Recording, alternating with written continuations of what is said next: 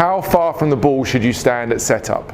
This seems like a very simple question, but I see multiple conflicting and confusing answers leading to golfers setting up in ways that's promoting poor balance, inconsistent contact, and wild shots with no distance. However, get your posture correct and you're setting yourself up for more consistent ball striking, longer, straighter shots with better balance, and you're reducing your risk of injury as well. Learn this simple secret that all of the best players in the world are adopting in order to find their perfect distance from the ball. This works for them, and this will work for you too. So how far away from and how we stand to the ball matters. And yet this fairly basic and simple concept and topic gets overlooked. And if you do this wrong, you are setting yourself up for misery and failure from the very beginning, before the clubs even started to move. So if you want to get your posture correct, to start from this front view where we have the ankles underneath the hips with the feet turned out. It's a pretty standard width of stance for your iron shots. It will get a little bit wider as we get into the fairway woods and the driver. And the most confusing thing from down the line view is how far away to stand and how far forward to bend. Should you flex your knee? Should you keep them straight? Let's answer all of that right now with this really simple exercise. Stand upright with the club held out in front of you with your regular golf grip. Shaft's going to be parallel to the ground, and the butt end of the club is going to point at my belt buckle. So I'm in this condition right here, and as I move forwards, I'm going to bend from my hips, tilting my pelvis forwards, bending my spine towards the ground until I reach the ground. And as I do so, my legs at this point are straight. Now, to get that balance point correct, I'm just going to take that movement forwards, and I'm just going to soften or unlock my knees. I'm going to take them from a straight or locked condition and just let them unlock.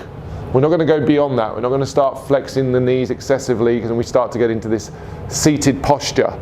So very, very simple. Hold the club out in front of you with the butt end of the club pointing at your belt buckle. It's a great checkpoint. The shaft is parallel to the ground, and my triceps and my upper arms are in contact with my torso. From here, one more time, I'm going to bend forwards towards the ground. I'm going to allow my upper spine to just round off slightly. One of the biggest mistakes I see people make with this exercise is they try to keep their back completely straight, like this. Terrible idea, which I'll get into in a minute, but for now, let's do this correctly. Let's set the club in front of us, shaft parallel to the ground, butt end of the club pointing at my belt buckle, bend forward, allow my upper back and my neck to round off and look down at the ball. And as I reach the ground, take these knees from a locked condition to an unlocked condition. Now, you can see here how I'm not quite in the right place. I've stood slightly too far from the ball. So I can take this posture, just shuffle in a couple of inches, and now I am perfectly set as far as my distance from the ball and my bends, and as far as the width of my stance from the front view. And there's a great checkpoint that you can use when you film your swing from this down the line view, which is being demonstrated by the majority of great players. I would say at this point that not everybody conforms to this perfectly, but it's a really nice guide that when you look from this down the line view and you draw a line down from the back of your armpit, it should run down through your knee, the front of your knee, and then the ball of your foot. And you'll see here on the screen how there are multiple golfers that I've taken pictures of demonstrating this exact principle. And it isn't perfectly the same for every single golfer, but this is a great way for you to check if your posture is close to how it should be. There will be very subtle and very slight differences based on your body type, your limb length, the length of your limbs versus the length of your torso. And you'll find examples of golfers that don't always conform to this exact drill or this trick. However, it is a really good baseline and a place for you to start to check if you're setting up in balance. So let's go ahead and do that one more time. Shaft out in front of me, level to the ground, butt end of the club pointing at my belt buckle.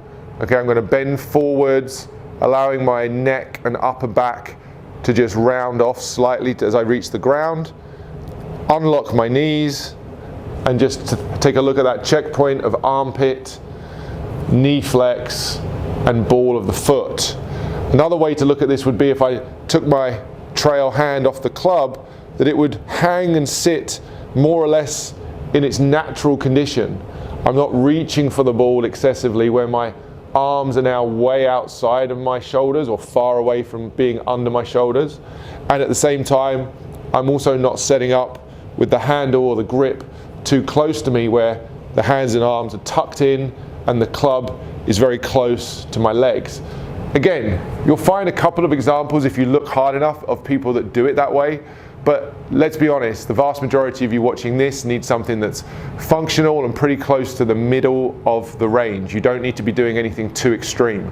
So let's start with the basics, get this right, and you will see a dramatic improvement in the consistency and quality of your ball striking. And before you go ahead and bombard the comments with the question, Rob, does this work for the driver? Let's answer that question right now. We're going to take the same grip and hold the club out in front of us. We will make the adjustment of moving the trail foot a little further back, so now my heels are a little bit outside of my hips, but I've still got my feet turned out. That's super important. I'm going to stand upright.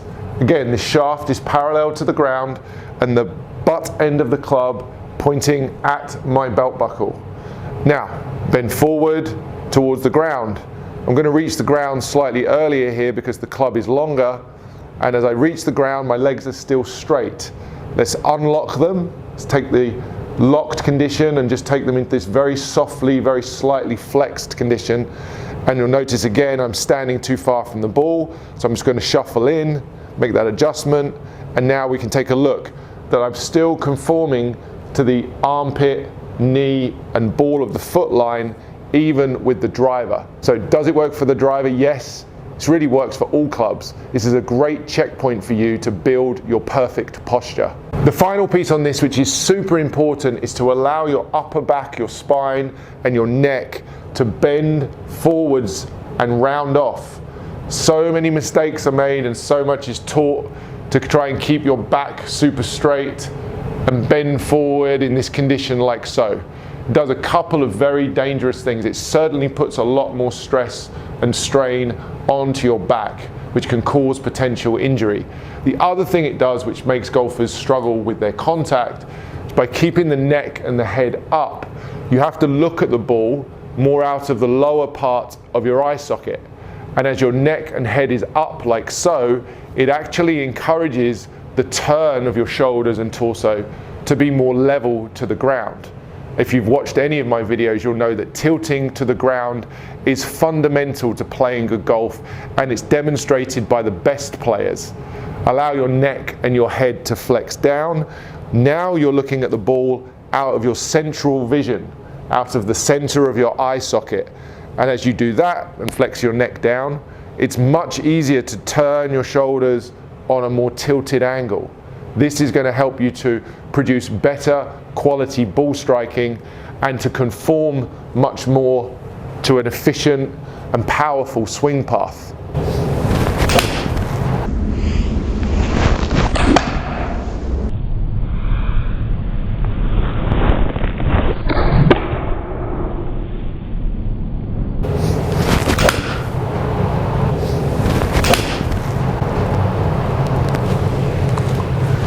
So there you have it, posture, perfect posture, how to find it, excellent exercise there for you to do, and use a mirror at home or film yourself on your smartphone and check out to see how well you're doing. Learning to perfect your posture will help you to play better golf, and now you have a checkpoint that you can use for this armpit, knee and ball of the foot to check that you're setting up in balance and giving yourself the best chance of success. Guys, if you found today's video helpful, please do go ahead and hit that like button.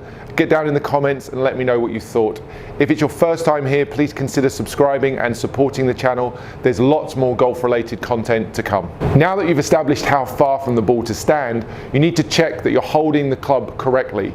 Check out this video next on the grip, which was described in the comments as the most important golf video they'd watched in over 48 years of playing the game.